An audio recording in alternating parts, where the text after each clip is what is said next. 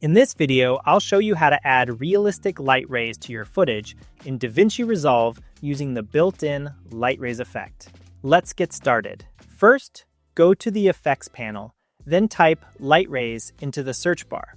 Drag and drop the light rays effect directly onto your clip in the timeline.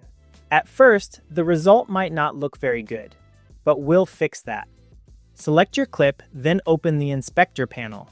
Click the Effects tab to access the light rays settings. Scroll down to the Appearance section.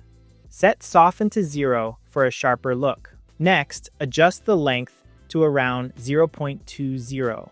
This controls how far the light rays extend from the source. Now adjust the brightness slider. There's no perfect value here. It really depends on your footage. Increase or decrease the brightness until it looks natural with your scene. You can also tweak the source threshold setting.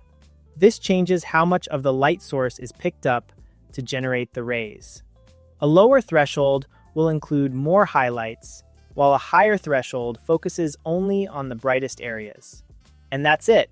With just a few quick adjustments, you can create dynamic and cinematic light rays that enhance the mood and depth of your video.